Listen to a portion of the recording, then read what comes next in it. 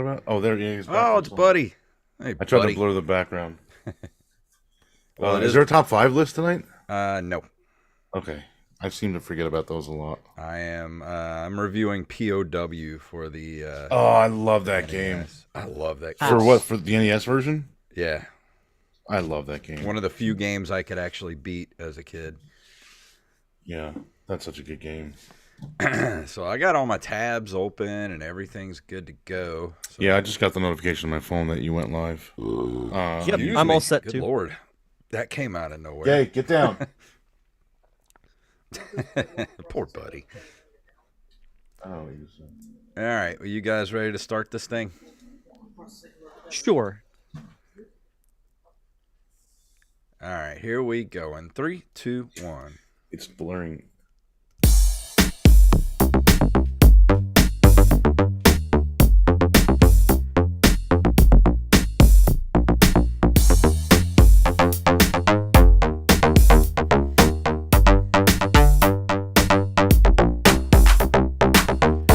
Greetings, programs, and we're back for another edition of the Nerd Cave Retro Show. My name is Jason Robbins, My name is Derek Diamond. and joining us for a beginning segment here on the show is sitting over in the third seat. We have Mr. Joey Image himself. Good morning, folks. How are you? Morning. What side of the world Yes. are you on? It's morning somewhere. I'm in Aruba. I don't know. I'm in GTA 6. I'm in Vice City. Yeah. Speaking of GTA 6, the trailer just dropped a little while ago. Yeah, less than an hour ago. Yeah. So what do you think, Derek? What do you think about the return to Vice City? I haven't played a GTA game since Vice City, but What? I will be returning to Vice City. Oh, that's it. You're off the show. I'm replacing you. Okay. Good night, everybody. You know, it's Come funny. on, I bought GTA 5 like 6 times, like PS3, PS4, PS. Yeah. Well, I didn't buy the PS5 version. You know, I never PC. finished it. I never finished it. God, I did all 3 endings, and then I guess there's 4 endings. There's one for each character, and there's like a universal one or whatever. But like, I still go back. I shouldn't say I go back and replay it. I go back and just drive around the car for a while. Same That's the thing with best like thing about Days Gone. GTA is just Yeah. driving around, just Yeah. doing Same random thing with stuff. Days Gone. Like I'll load up Days Gone and just drive around on the bike for Yeah. a while. And you know, it's funny. Just yesterday, you know, I have that. I fired up the PS2 and I was gonna play some TMNT, the game I bought at the Goodwill a while Right. back, and it wouldn't load. And I tried cleaning the disc and everything, and still wouldn't load. So I was like, you know what? I'm just gonna pop in San Andreas. I just picked that up from the Goodwill a few weeks ago, and it started right up. And that game's still really good. I think I played it for about 3 hours yesterday, and I only expected to be in there for about 10 minutes, but I just kept going. I think GTA 3 is the only one I haven't played through fully. I played all the other ones at least once. Like San Andreas, I played like once. Vice City, I was like addicted to. But GTA 5, I played through like at least 6 or 7 times. Yeah. Actually, Jay, I thought of you yesterday because I bought a VHS tape. Oh yeah, Or I ordered one from Amazon actually, which is wild. I didn't know if Amazon had VHS. Let me guess. WrestleMania 3. WrestleMania 15. Oh, I was Oh, close wow. though. I was in the ballpark. Yeah. Well, I watched 3 today. Oh, okay, that's where you got that from, I bet. No, they came out with a VHS box set, however long ago, that only has 1 to 14, and it's going on eBay for like $100. So I'm like, I wonder if I throw 15 in there, can I sell it for more than that? So in the case, there's a little blank spot where another tape would fit, but it wasn't, it hadn't happened at the time when they released this box set. So I'm like, I wonder if I buy 15 and stick it in that empty space, can I sell it for like $150 or $120? So we'll see what happens. Oh, yeah, It was, not it bad. was, it was $7 on Amazon for the VHS. Oh, that's not bad at all. Mm-mm. What about you, No. Derek? How has your week been? I was sick for most of it, so Yeah, there's that that. sucks. But no, doing a lot better. Filmed a wedding Saturday. I did so much this weekend. It's tough to really keep track. But between filming a wedding, helping my wife out with her sister's bridal shower, which she's getting married in a couple of weeks, so it's been pretty breakneck speed here. Wow. It wasn't the vid last week, was it? Or was it just No, it was not. oh, It was that's just good. a sinus infection. Mushmouth in the chat room says, why didn't I read his list on the last thing where y'all did a list? I don't remember what it was. And I said, I must have missed it, so I'm sorry if I didn't read your list. The list from the one episode that we did about the thing. About the thing with the So we top forgot it. 5, the top 5 thing. But my week's been okay. I've been playing a lot of stuff. Like I said, reviewing P.O.W. tonight. Played that for a good bit over the last week. Played some San Andreas yesterday. What else did I play? I think that's about it. Just those 2 things over this last week. I've been playing a lot of Call of Duty Mobile, which is weird because I don't play a lot of Call of Duty on PC. Like, my wife bought me the Backbone thing a while back. So, actually, I mentioned it in the top 5 controllers. And I love this thing, but just, I don't know. The other day, I just popped on Call of Duty Mobile with this thing, and it's great. And I'm good at it, which is weird. You know, I don't really play mobile games too much. The only mobile game I have on my phone is Globe Glider, which is our mobile game partner. And if you like action adventure platformers, and we know you do, Globe Glider is for you. How was that for a segue? Make a donation to the game using our partnership. It is quick and easy. Just simply hit the donate button, select Nerd Cave Retro as your referral partner to unlock sweet in-game prizes like an exclusive Nerd Cave Retro cape. So download Globe Glider now on the App Store or Google Play. So that could help. That's an official sponsor of our segment right now, which is weird news from Mr. Joey Image, and I think I have a little thing here to play. Let me pick a thing to play for it here. Here, do I have an intro song now? Yeah, this will work. There we go. That works. All right, so last time we did the topical Starfield thing. Starfield had just come out, and that genius stole a bunch of them and put his face all over social media. So the other one, or I should say the next one that I found that is funny to talk about is also topical because it involves wrestling, which, directly ties into me, and it involves Randy Orton from WWE, who just returned last weekend. So also topical. So I'll just read the headline. It's so funny to me. WWE's Randy Orton paid someone $1,000 to level up his character in Elden Ring. Just so funny to me. This is so weird. We talked about this on. I told you we talked about this on the Headliners episode of Open Micers. Yeah, I had just heard about this like last week when I asked you about it, and it's hilarious. I don't get the whole paying people to level your characters because this is not a new thing.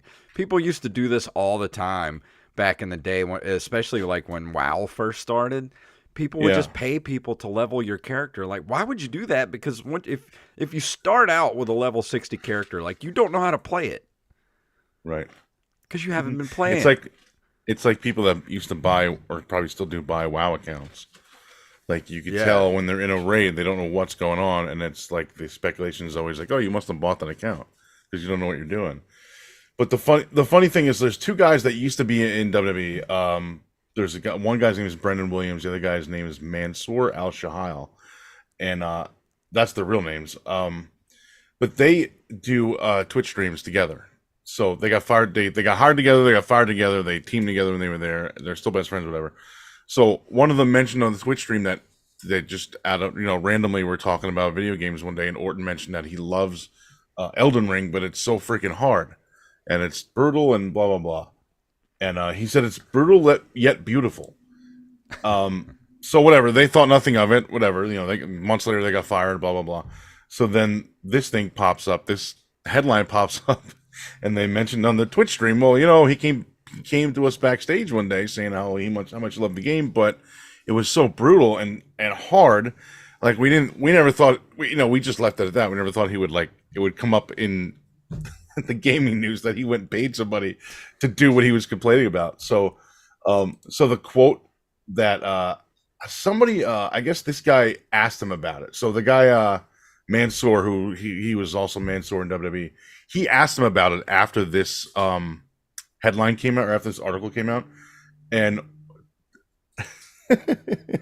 and Orton said, and I quote, "Yeah, it's effing hard. I paid a guy $1,000 to give me infinite runes so I could just level a 100 right away." I love that game though; it's awesome. But I can't deal with that BS, so I just paid a guy. Well, That's so funny. And then they did like a dramatic reenactment on their TikTok about it, which I haven't seen yet.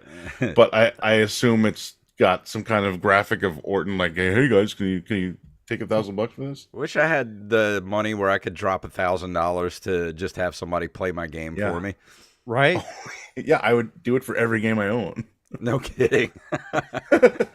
Hey, Joe, we got a question for you in the chat room. Says, I don't have the chat room open. Sorry, guys. since we have an authority on wrestling here, I would love to post this question.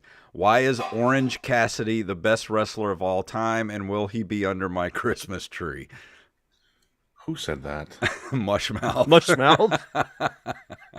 I hope that's sarcastic because I have been on many shows with him. He is a great wrestler and a great worker, for those that know the difference. But I would not call him the best. I've been on many shows with that guy. He used to be an ant. He was an ant. He just wore a green costume. And he was called Green Ant. And he had the big antlers and everything, or the antennas and everything. I like how you say there's a difference between being a great wrestler and a great worker. When you say great worker, it's just kind of like, the kid works hard, but that's just code. Yeah, it means differently. Like Hulk Hogan is a great worker, but not a great wrestler. Yeah.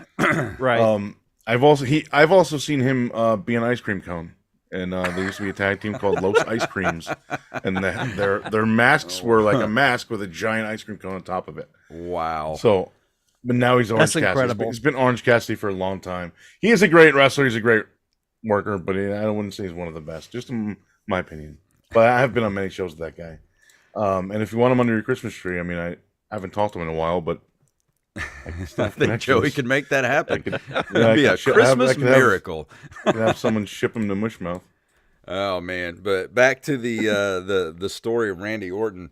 I don't know. I just don't see the point in actually paying people to level your. I mean, because isn't the whole fun of the game is playing the game, Learning it. I mean, am I just an old man thinking that, or what? No, hey, we're the same age, man. A lot of the fun for me is going through the story, which is like why I like stuff like Days Gone and like Last of Us, even like Legend of Zelda, stuff like that, because it's a story behind it. Yeah. It's not just like, hey, I'm level 1 and here's $1,000. Now I'm level whatever it was, 100. Yeah. I think is what he said. I guess it's 100. Is 100 the max in that game I'm not sure. for Elden Ring? I have no idea. I've never played it. I'm not I can't do the Souls games. I can't. Me it's neither. just- My thing is I like bought Bloodborne, which I think is Souls 2, maybe. I bought that on PS4 because the cover art looked cool, and I bought it for $30, I think, and I sold it for 40 within 3 days. Like I can't. Nice. This game is horrendous. I don't understand intentionally making it not fun. my what all thing those is games do. like, if he can give $1,000 to somebody to level up his character, why doesn't he give money to the developers to give his character the RKO? That would be hilarious. Well, I guess he's already got that in 2K. Yeah, true. But That'd be funny, so dang funny. Yeah. Yeah, I agree with Mushmouth. He says, as an RPG guy, earning every level is a big thing. Me too. Yeah. I mean, it just hitting that level ding, you actually feel it. Well, he earned them, just not directly. That's why I love World of Warcraft so much. Like, man, when you level up, it feels like you earned something. Like you did something. Right. Yeah. And they just or no, they didn't raise the level cap yet. The new expansion will raise the level cap in WoW from 70 to 80, which is now weird that because they Metzin's just back, didn't. I just want know. to say that now that Metzin's back, I am saving my money because I want a gaming PC. I think I'm going to get back into Warcraft. Oh, you got to tell me, man. I don't know his character name, but he's in our guild with Scott Johnson and all that. Yeah. Yeah, it's like a big secret. And I mean, I've been friends with the guy for a few years now, and I've just never asked him. But I know it's a secret. I don't even know if he plays regularly. I know he did before he was back to work, but I haven't talked to him in a while. But yeah, man, you gotta let me know. I'll build you something when you come up here. All right. I'm gonna have to do that because I really. And we wanna could get build back something in. small form factor too, so we could ship it cheaply. Yeah. Maybe I could carry it on the plane and be like, "It's not a bomb. It's I not swear." a bomb. It's not a B word. I don't think you can say man. the word bomb on a plane. But You Joey, have to say it's not a B word. we got to start wrapping this little section up. But thank you so much for coming on, man. We got Buddy the Beagle in the background. And he's right over here. Thank you for joining us. All right, man. We'll see always you a again. pleasure. We'll see you right here again next month. Hey, Merry Christmas to everybody. Yeah, up there. you too, guys. I'll talk to you all soon. All right, you have a good evening. And now it's just the two of us. Sucks for you. So you ready to jump into the news for this evening? Let's do it.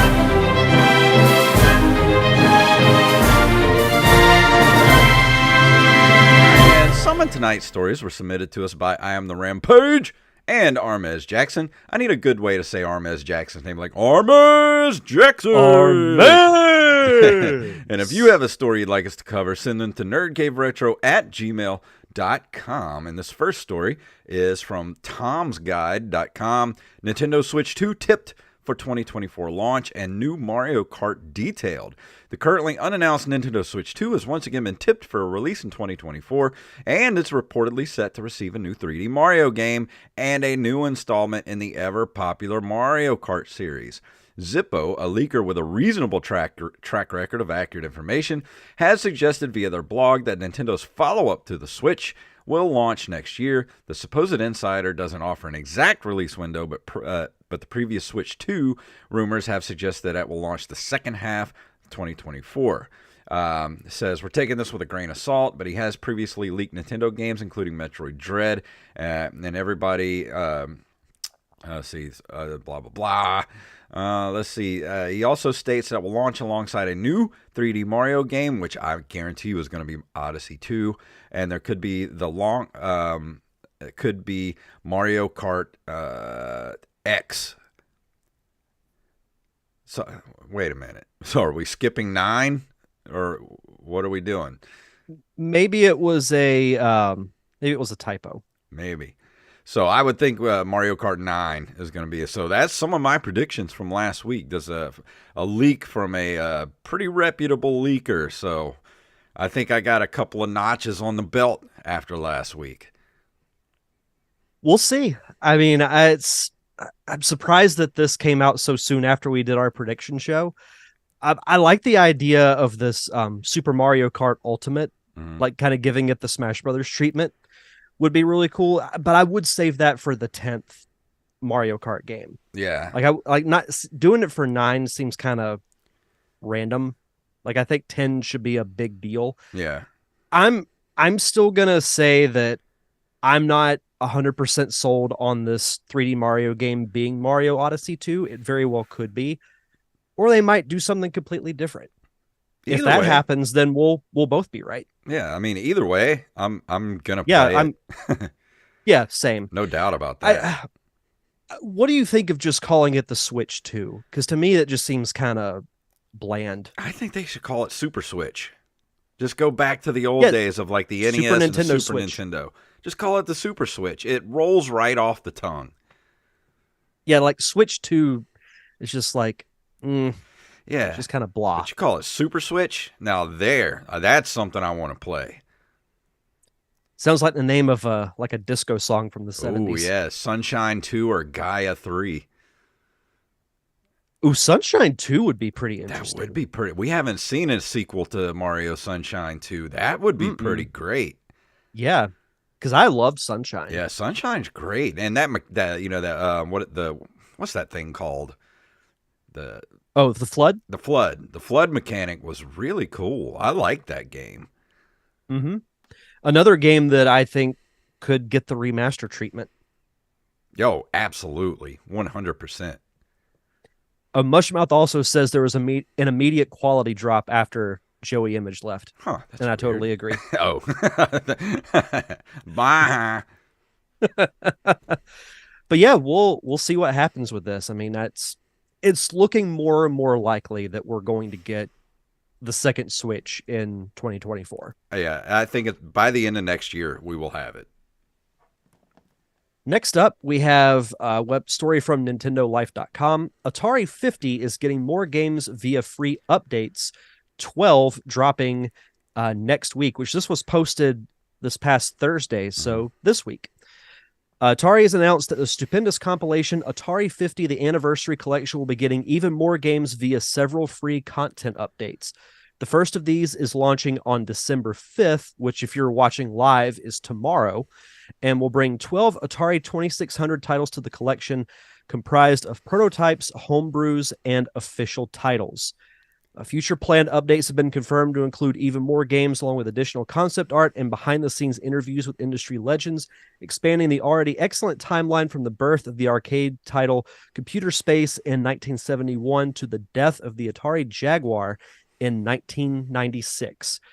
As for which games might be included, Atari has left some cryptic hints in its Twitter post, two of which may well be basketball and steeplechase, but we're personally hoping for classics like Joust, Pitfall, and Frogger, along with maybe a few licensed gems like The Empire Strikes Back, Raiders of the Lost Ark, and of course, the legendary E.T.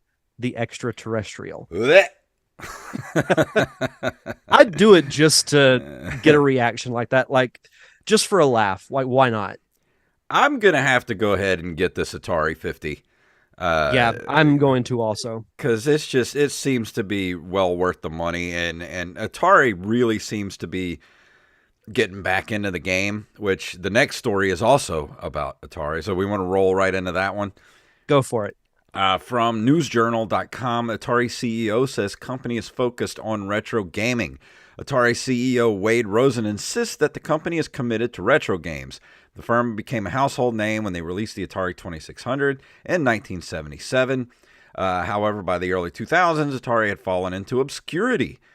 But he told GamesIndustry.biz, as an organization, when I came on board, the question was, what can we do better than anyone else in the world? And we're not in a state to really compete with Microsoft, Sony, or Nintendo, nor do we want to. So when we looked and asked what we could do better than anyone, retro was the thing that jumped out to us, at least at this stage in our history.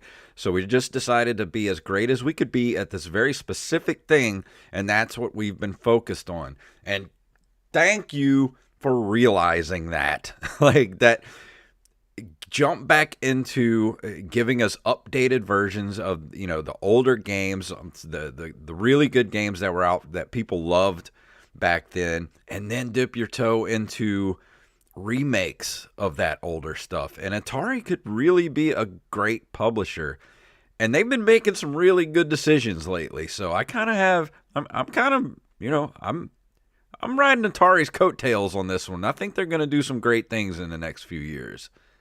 You could say you're buying what they're selling. Oh yeah, I'm smelling what they're cooking.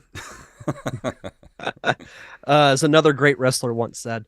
Yeah, I'm with you. I think Atari realizes what they need to do, and it's common sense. You placate to your strengths, and that is their strength. Mm-hmm. And yeah, could they remaster and maybe remake stuff down the line? Absolutely.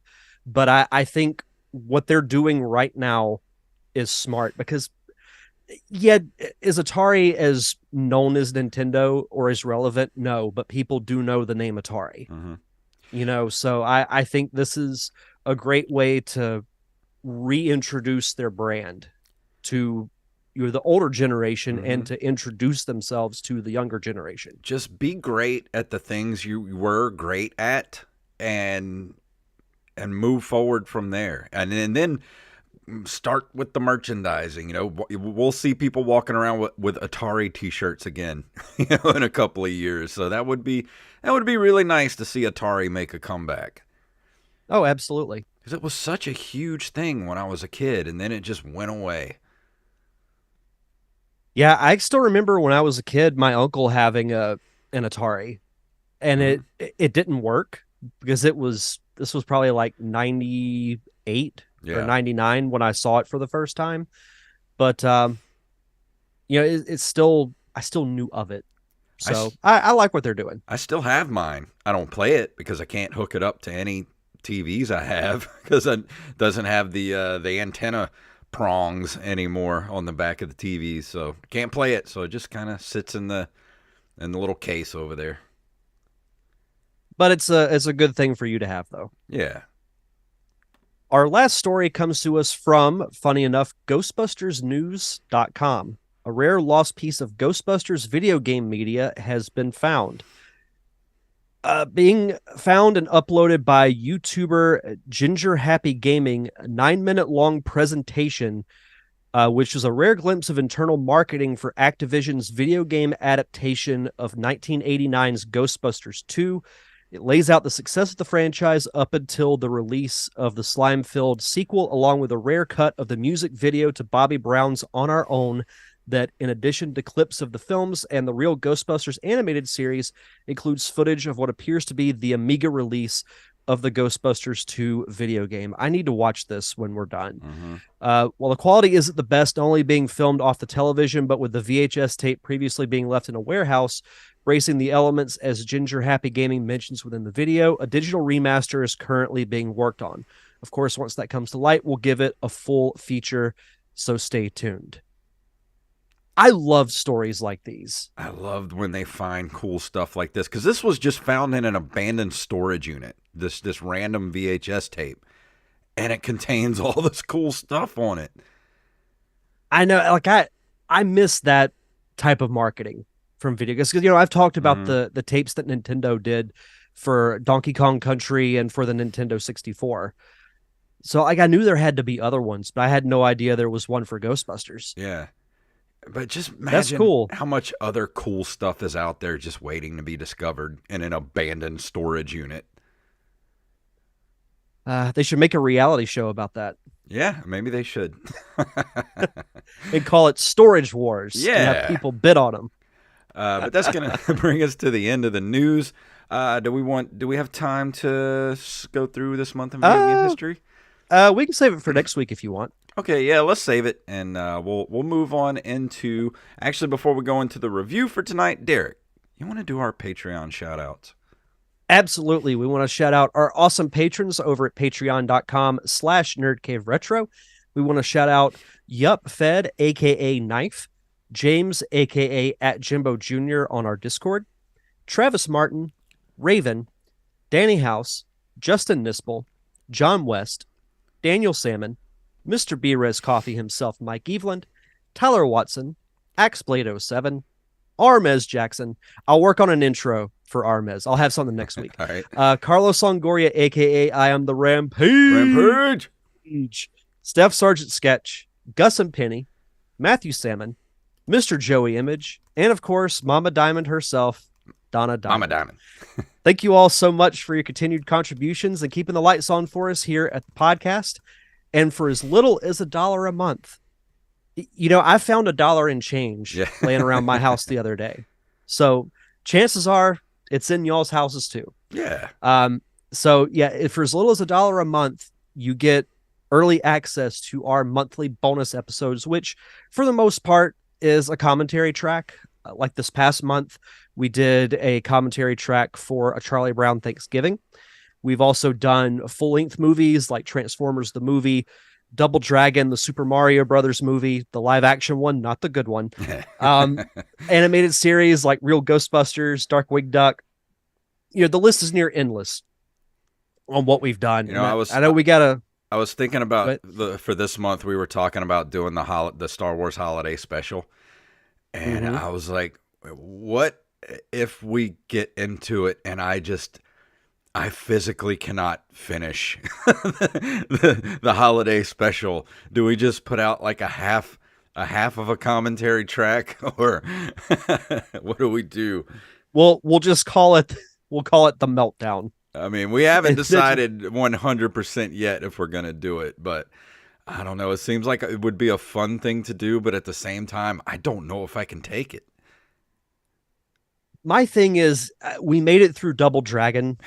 And we've made it through the Mario Brothers movie. Yeah, but Double Dragon is freaking is like Citizen Kane compared to the holiday special. Almost anything is Citizen Kane compared to the holiday special. I'll leave it up to you and Wally. Like, if y'all want to do it, I will suffer through it. Okay. Well, I'm going to let Wally decide. So if Wally decides he wants to do the holiday special, I will suffer through it. I don't know how I feel about putting our fate in the hands of our fact checker. You might do it just to torture us. Probably. I would do the same thing. Yeah. So, but yeah, head over to patreon.com/nerdcaveretro. And for new patrons, be sure to send us your social media info, whether it's Twitter, Facebook, or Instagram, so we could give you a proper shout out. And tonight I'm going to be talking about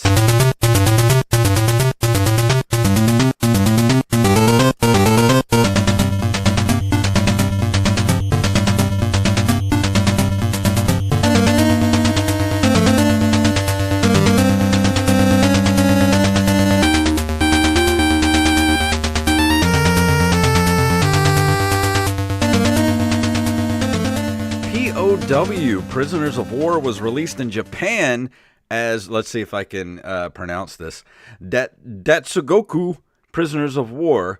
It's a side-scrolling beat-em-up produced by SNK and originally released as an arcade game in 1988. A home version was released for the Nintendo Entertainment System on June 30th of 1989 in Japan and September in North America. It takes place during the Cold War, where players control a duo of military prisoners who break free from their cell to relentlessly fight their way into the main base of their adversaries in order to eliminate their leader and escape with their lives. Now, the arcade version was two-player. In the original arcade version, you play. There are two players. One is in a navy blue guerrilla warfare uniform named Snake, and the other is in a blood red uniform named Bart. And in the NES version, you only play as Bart, but you're in blue or green, like bluish green. Yeah. There are some changes that like they've made between versions of games that make no sense to me. And knowing not as much about the game as you do, I can say that honestly makes no sense to me. Yeah. Well, I guess they had to combine them both to make them into one character, since you only get to play as one. Yeah, true. But I don't know. I think they probably could have made this a two-player on the NES. I mean, Double Dragon was a two-player. I don't understand. I mean, why this they couldn't have made looks like one. the perfect two-player game for the NES, and I'm surprised that it's not. Yeah, it's kind of weird. They did weird stuff like that. I mean, it's kind of like the Super Nintendo version of Final Fight. You know, they took one whole player out of the game, and you can only play one-player games. There was no two-player mode, which there absolutely could have been. Like, and I don't know why they didn't. It's just weird. It'd be a question I'd want to ask a developer if we ever had the chance to interview any of them. Yeah. But like, it might be an easy answer, but I'm just curious to know why. Yeah, I mean, I don't know. I mean, it could, because you look at a game like Final Fight, that's not as big of a game as like Legend of Zelda, Link to the Past, or Earthbound. I mean, they could fit those games onto the chip. Why couldn't they fit, Guy or Guy, however you pronounce it, on Final Fight? Like, I don't know. I don't understand. Who knows? But yeah, Joey, it was not two-player co-op for the NES. I never had a second player to play with anyway when I was a kid, unless I was at a sleepover or something. So, but yeah, there was no two-player aspect on it. But some of my notes for the game, this game still, to at least to me, this game looks and sounds great. SNK, we've played some pretty good, or I don't know if you have, but some of the SNK games that I've reviewed for the show here, SNK was on par with Konami as far as music and graphics go. The music is definitely top notch on the game. Yeah, and I would echo that sentiment. From the gameplay I watched, there's a reason why that style of music is timeless. Yeah, because it still sounds just as good in 2023 as it does in the late 80s or the early 90s. And so I echo that sentiment 100%. And they definitely did a good job of making it not aggravating to have to hear it over and over again. Like, that was a skill, to be able to make music that's catchy and doesn't get old, because you're going to be hearing it a lot playing these levels over and over again. And it looks really good too. Like, the colors really pop, which I think is, again, that I think that graphic style is timeless too, because you look at modern day indie games, that look like an Hmm. upgraded version of the NES or Super Nintendo. Yeah, and this game, even back then, I thought that this game looked great. Just like you said, the colors popped, the music was great. It is a little bit slower than I remember it being, but we've come a long way since beat 'em ups on the NES. So if you're used to playing beat 'em ups now, like if you play Shredder's Revenge and then go back and play this, it's gonna be like, oh my god, I'm playing in mud. Like it's so slow. Is it slow as Donatello and TMNT? Yeah, actually, Ooh, it's almost like playing TMNT, uh, and when it does that slowdown when there's too many characters on the screen all at oh, once. geez. But yeah, it's a pretty slow game. But I mean, it's still a solid beat 'em up. It's got some great power ups and weapon pickups in the game. Like you can, as you're going through the level, you can like go into like rooms, or there'll be like trucks parked, and you can go up into the back of the truck, and fight everybody in the truck or whatever, and you get a power up while you're in there, like brass knuckles, or refill on your life, things like that. And then other characters come out and they have knives that you can knock out of their hands, grab the knife and throw it. And that's a one-hit kill. You got other characters that come out with like machine guns, and you can beat them up and take their machine guns. So there's always there's a little bit of a variety throughout the levels. Yeah, which I think is a good thing. And what I like about those beat 'em ups, you mentioned it being slower.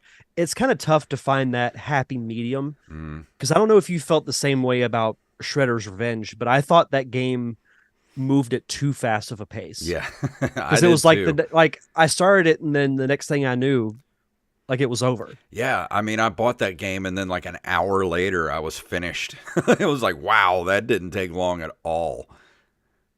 But I mean, it's to be expected with that time frame. The beat 'em ups from that era kind of move at a more methodical Hmm. style of pace, which I don't think is bad, because if it's a good beat 'em up, I'll preface this with that. Um, you get more enjoyment out of it because it's not over as quick. Yeah, and Joey says there's a bunch of scenes in Rygar where everything lags a lot because of too many sprites on the screen at the same time. Yeah, that was a staple of the NES. When there were just too many enemies on the screen at once, everything would just start to slow down, and you'd go from 60 frames a second to 2. So that was par for the course with the NES. It's like when you're on a Zoom call with like horrible connection speed, Yeah. and it's just like, Hmm.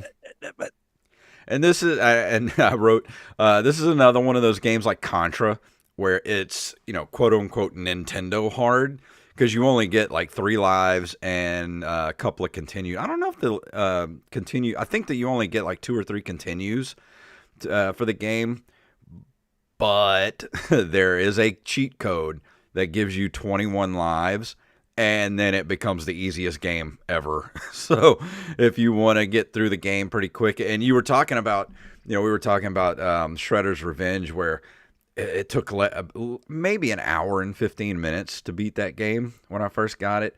And there's like, what, 25 levels to go through in that game. You just fly through everything.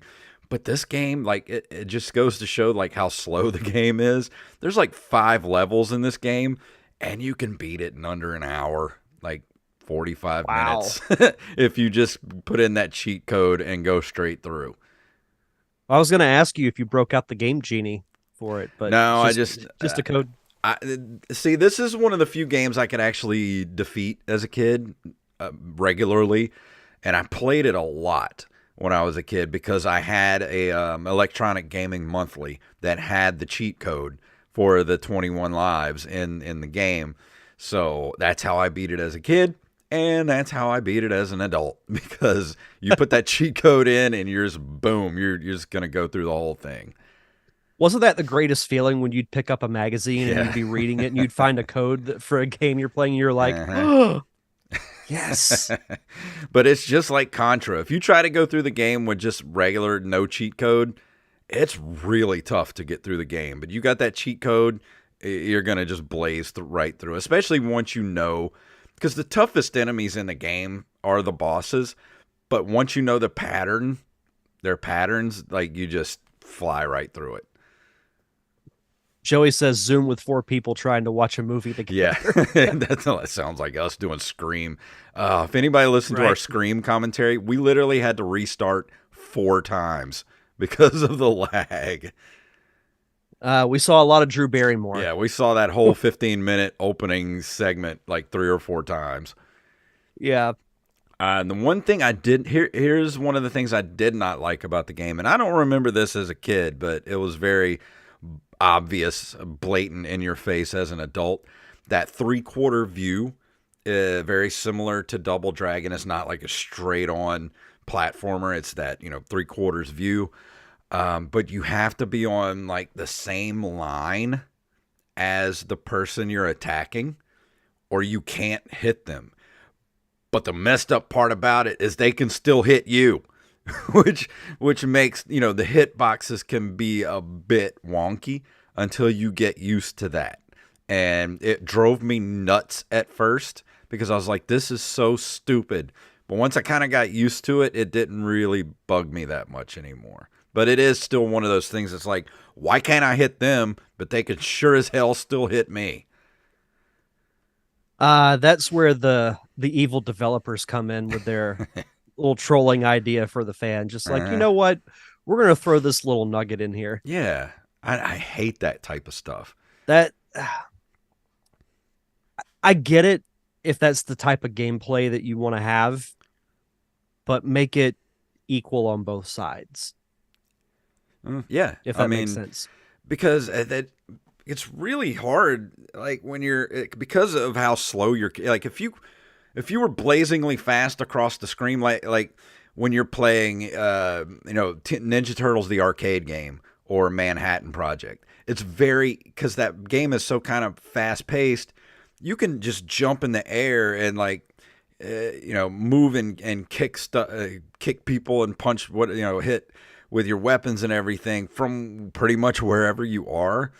But with this game, it's like you can't really jump. Well, you can do a jump kick, but you have to hit both buttons at the same time because of the 2-button, the AB. You only have the AB button on the NES, so they had to kind of get creative with being able to do a jump kick. So you can't really jump in the game. Like there's no jump button.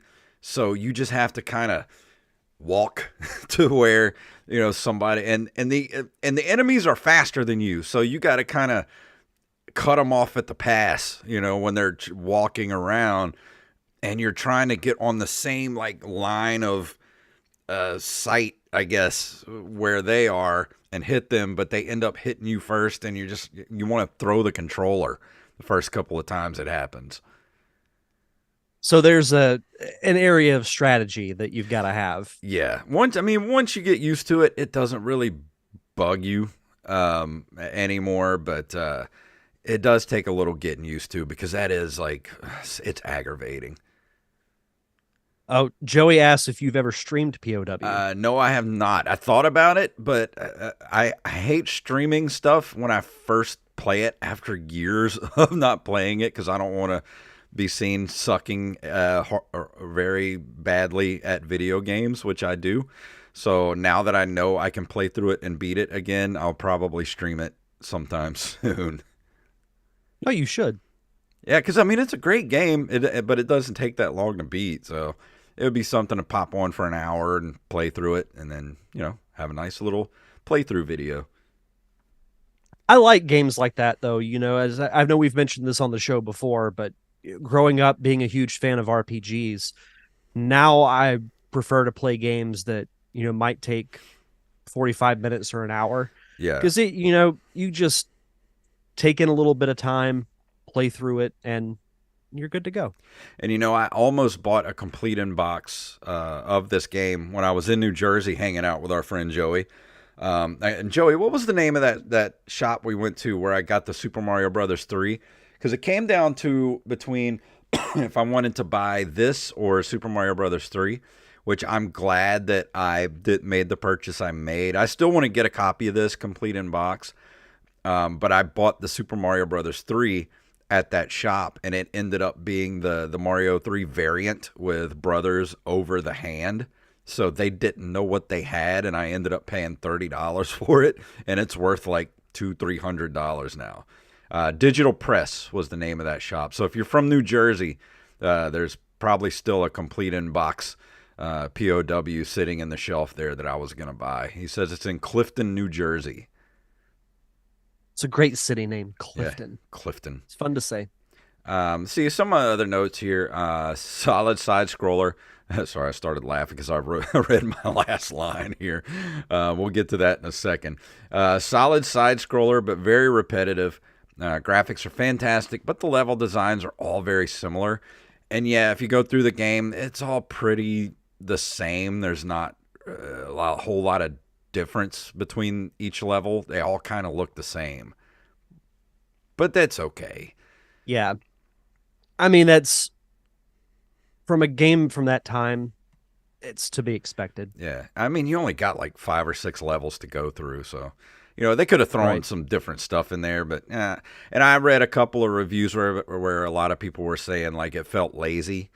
The game felt lazy because it was a lot of repeated stuff over and over again, but I don't know. I guess I must just have a lot of nostalgia for this game because I did play this a lot as a kid, and I can kind of overlook that kind of stuff.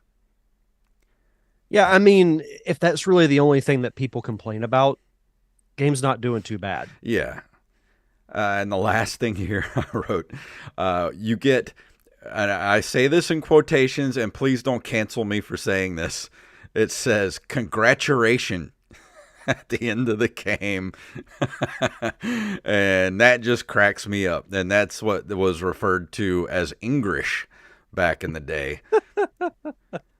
Because I think it was Ghostbusters said the same thing at the end of the game. Congratulations. Like, thanks. For a split second when I was reading your notes earlier, I'm like, what does he mean by it? And it hit me, and I'm like, oh, okay. I get it. A little language barrier there. Yeah. But that's okay. I mean, that happened a lot back in the day. Because, they would make these games in Japan, and they probably just had, they needed to localize it for English speaking, game, put it in North America, and they probably got, some guy that, barely spoke any English, like, hey, some English, come translate this. And he would do his best, and it would come out with broken English. And I don't know, just kind of like Jimmy and Bimmy. Like, that still makes me laugh every time I see that. Yeah. So what were your overall thoughts on this game as far as like a number score? As far as a number score, I mean, it's not the greatest game in the world, but I find it to be a lot of fun to go back and play. So I would give it at least a 7. It's a good solid C for an NES game. Is it as good as Super Mario Brothers 3 or anything like that? No, but I honestly think it's better than Double Dragon. I think Double Dragon's just kind of broken. I went back and played it again not too long ago, and that game's just, it's hard. It's too evil. Hard to play. It's evil. I'm convinced that game is evil. Yeah. But some of the let's see, on mobygames.com, the average score of the game is 66%. Let's see, Questicle.net gave it a 75%. Top Secret gave it 100%. Electronic Gaming Monthly gave it a 73%. All Game Guide, 60%. Ultimate Nintendo Guide to the NES Library gave it a 60%. And Retro Game Reviews gave it a 50%. So it's hovering above the 50% mark. So it leans more into the good game category. It's a solid side scroller, and if you like these types of games, it's worth playing, I think. And that's the impressions that I got from watching the gameplay as well. Does it look amazing? No, but if you like your side scrolling beat 'em ups, it seems like it would be worth a shot. Yeah, and like I said, this is just still one of my favorite NES games. I'm still on the hunt for a complete in-box copy of this game just because I just want to have it. Because, like I said, this is one of the few games I could actually beat as a kid. So, and I destroyed this game over and over again. So, when I would get frustrated with like Ninja Gaiden or something that I just couldn't beat, I would go play this and finish it and actually feel like I accomplished something. But that's cool though, and I'm surprised it took you this long to review it because I I remember know. you mentioning it a long time ago. And it's been on my list here for since we started the show. And I don't know, I just never really got around to it. And then last week I was like, yeah, it was in my I have a copy of it, but it was in my what's this thing called? OpenEmu library, and I use OpenEmu for my emulation, which is a really good software if you have a Mac or Apple device. But I had it in there, and I just fired it up and started playing it, and I ended up beating it after like 45 minutes. I was like, might as well go ahead and view it for this week. It's funny how, like, we've been doing this show now for 6 years, and there's still games that we can think of like, oh, well, we haven't reviewed those yet. Yep. Oh, there's so many still on my list that I still need to get to. So don't worry about us pod fading. We still got plenty of content to get to. Yeah, we're just scratching the surface. Yep. But yeah, that's my review for POW. I give it a thumbs up. Go give it a shot. Fantastic. So next week, you're doing a Christmas themed game. I am. I'm getting in the Christmas spirit. Yeah. I know a while back you reviewed Home Alone 1.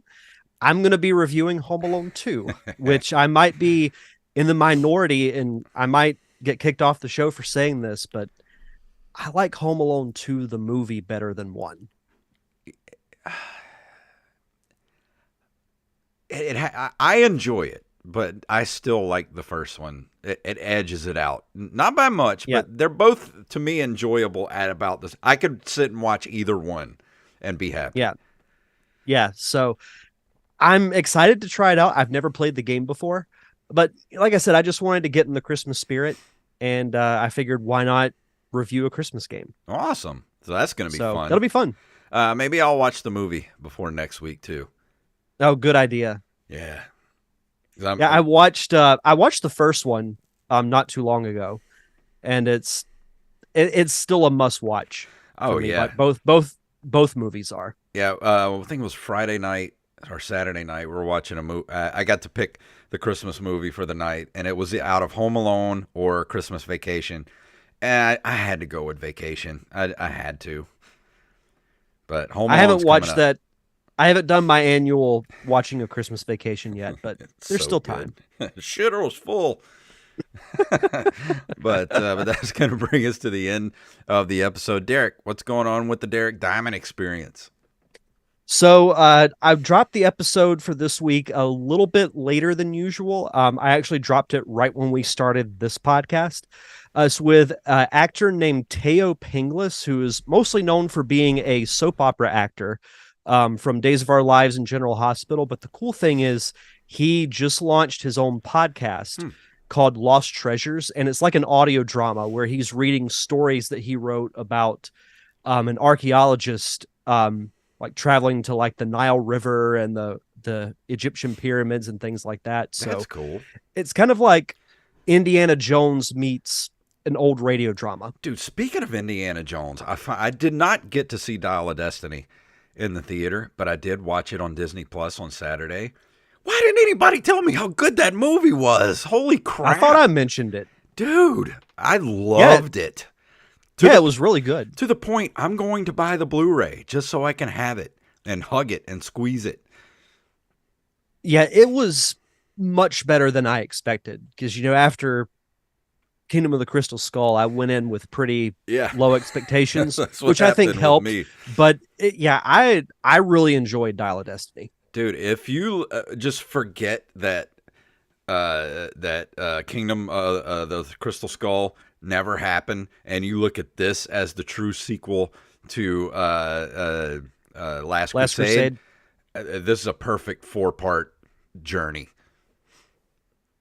It felt like an old summer blockbuster movie. Yep, it was an old-fashioned adventure movie, and I loved it. Mm-hmm. But yeah, sorry, I didn't mean to derail you. Oh, no, it's all good. Yeah, if you want to check out the podcast, head over to linktree.com/tdiamondpodcast. And go check out the Open Micers podcast at Open Micers on Twitter and Instagram. We just dropped our nominees for Guest of the Year on our website, openmicers.com. So if you're a listener, go over there, look at our nominees, and if you want to vote, you got to be a patron of the Open Micers podcast. But the winner of Guest of the Year is going to get an Open Micers Guest of the Year t-shirt and a rotisserie chicken. Because you have to get a rotisserie chicken. I mean, it's the Open Micers. They have to get a rotisserie chicken to be the winner. Meant to send a picture in the group chat, but whenever I was shopping on Saturday, I passed by a rotisserie chicken and I just went. But we've had some really good guests the last couple of months, and tonight's episode is going to be insane, and I can't wait to see what happens. But Mr. JP Leonard, who created the rotisserie chicken meme for the show, is returning, as well as Tyler Arsenault, and me and Jacob. Neither of us can pronounce his name correctly because Jacob keeps calling him Arsenio, and during our Thanksgiving Patreon special, I called him Taylor because I had hot sauce brain when I was trying to say his name. So poor guy just can't catch a break. But he's one of the nominees, so go check it out at Open Micers, Twitter, and Instagram. Oh, real quick, I didn't ask you, how was your guys' show on Friday? It went fantastic. It could not have gone any better. The place was packed. Everybody was there to see some comedy. We both killed it, and luckily we filmed each other's sets, so I'm going to use that to further my career because you could not ask for a better crowd, a better stage setup. It was awesome, and it lit a fire under me to actually get back out and start doing more comedy after that. Oh, good. Yeah, I hate that I couldn't make it, but I'm glad. I saw Jacob's picture on Facebook, and I was surprised at how packed the place was. But I mean, Vinyl looks great since they remodeled it. Yeah, that place is a barn, so it's hard to fill that place up. But it was pretty full. I think it was about 80% full, they said. That's fantastic.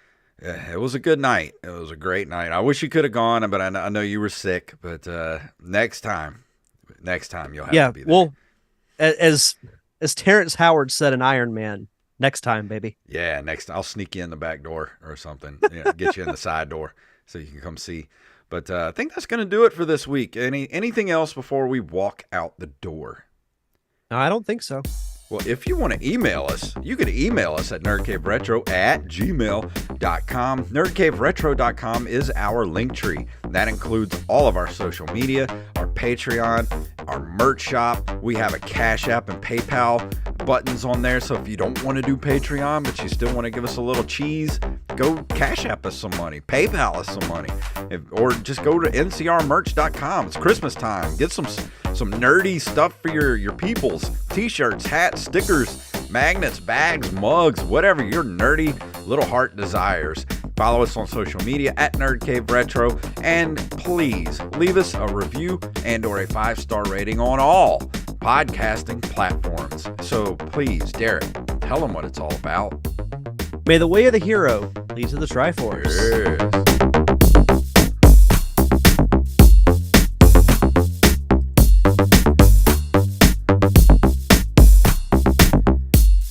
Come out to the coast, we'll get together, have a few laughs. I had to play that for Christmas time. We'll have a few laughs. I got to add that to the rotation too. That's usually a Christmas Eve watch for me, Die Hard. Yeah. All right, well, thank you guys for hanging out with us in the chat room tonight, and we will see you guys next week.